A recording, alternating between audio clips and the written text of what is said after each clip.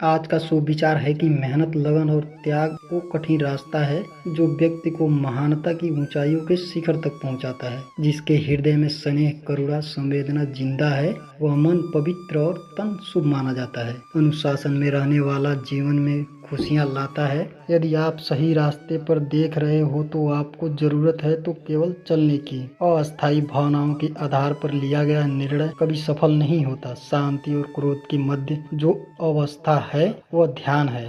अपने आप पर विश्वास रखो, फिर संसार में कोई भी तुम्हें सफल होने से नहीं रोक पाएगा। हम अपने विचारों से आकार लेते हैं, जैसा हम सोचते हैं वैसे हो जाते हैं। मेहनत, लगन और त्याग वो कठिन रास्ता है जो व्यक्ति को महानता की ऊंचाइयों तक ले जाता है। बुद्धि, बल और विवेक को एक साथ प्रयोग करने पर सफलता का मिलना तय है। यदि कोई व्यक्ति लोगों से कम बात करता है तो उसे घमंडी, मतलबी और बेकार ना समझे। हर महान व्यक्ति दूसरों से ज्यादा खुद के साथ बिताना ज्यादा पसंद करते हैं। जिस तरह से तूफान एक मजबूत पत्थर को हिला नहीं पाता, उसी तरह से महान व्यक्ति तारीफ या आलोचना से प्रभावित नहीं होते।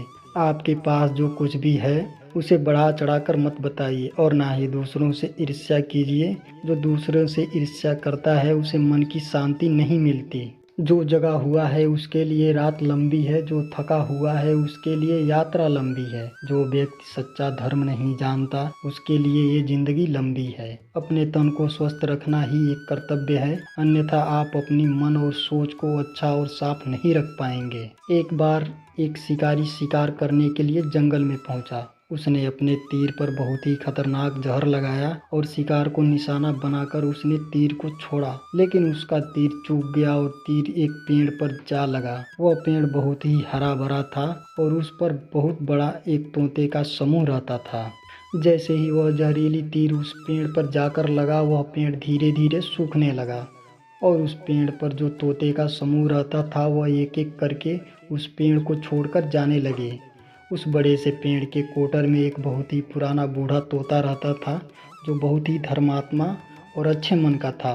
सभी तोते उस पेड़ को छोड़कर जाने लगे थे, लेकिन बूढ़ा तोता नहीं जाता था। दाना लेकर के आता और उसी कोटर में आकर बैठ जाता, परंतु उस पेड़ को छोड़ने को तैयार नहीं था।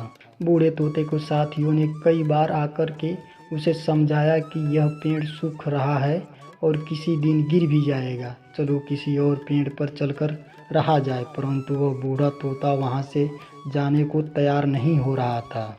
अब यह बात देवराज इंद्र तक पहुंची। उन्हें बताया गया कि एक तोता है, वह जिस पेड़ पर रहता है उस पेड़ पर एक जहरीली तीर लगने के कारण सूखने, गिरने और खत्म होने के कगार पर आ पहुंचा है।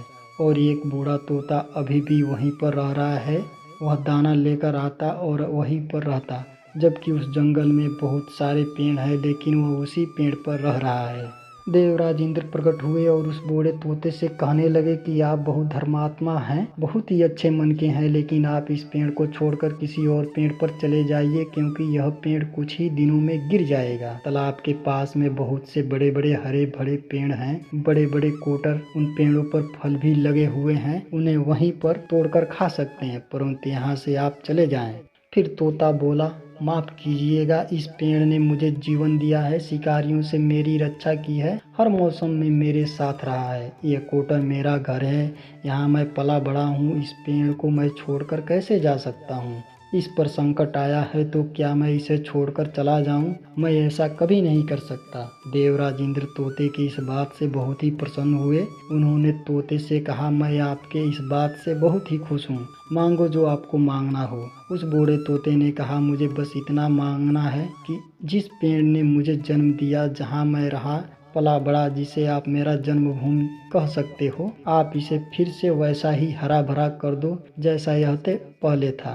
देवराज इंद्र ने अमृत से उस पेड़ को सींच दिया और पहले की तरह हरा भरा कर दिया।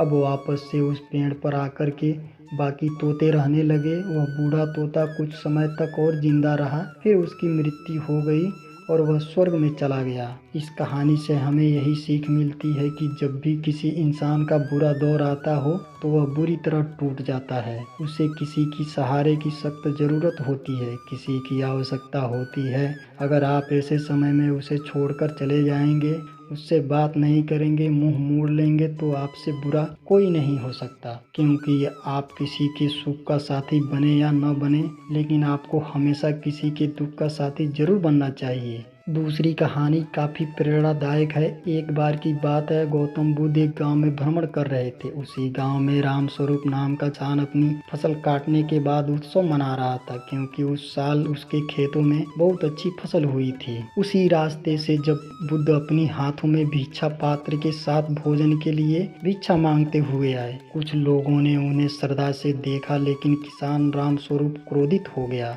और उसने कहा कि साधु, आपको भीख मांगने से ज्यादा उपयुक्त होता कि आप काम करके अपना भरण पोषण करते। बुद्ध ने किसान राम स्वरूप को बोला, मैं खेत जोतता और बोता हूँ, और वही जोत कर बोया हुआ जब फसल बनती है तो मैं खाता हूँ। यदि तुम भी ऐसा ही करते तो क्या तुम्हारे पास भी खाने के पर्याप्त अनाज होता?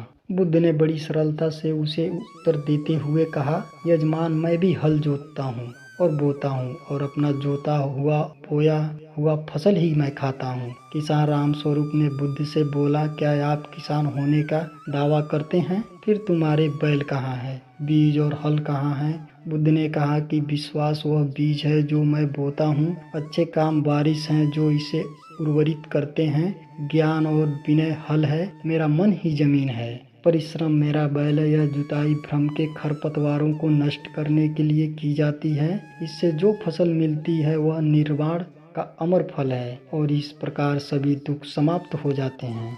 तब राम स्वरूप किसान चावल और दूध को एक सोने के कटोरे में डाला और बुद्ध को यह कहते हुए दिया कि मानव जाति के शिक्षक को चावल का दूध का हिस्सा आदरणीय गौतम बुद्ध के लिए, जो ऐसा हल जोत रहे हैं जो अमरता का फल देता है। बुद्ध ने कहा, यहाँ सबसे महत्वपूर्ण यह है कि आप और हम अपने ब्रह्मांड के स्वामी हैं। हमारा मन मार्गदर्शक वर्षा है, विश्वास यह ऐसी बीज है जो हम बोते हैं, अच्छे काम बारिश हैं जो इसे निषेचित करती है। यदि हम स्वप्न देखते हैं तो हम अपने ब्रह्मांड के स्वामी हैं, उसमें विश्वास रखें, अच्छाई के हमेशा ही बीज बोएं। तो दोस्तों, यह कहानी आपको अच्छी लगी हो तो चैनल को सब्सक्राइब और वीडियो को एक लाइक जरूर कर दें।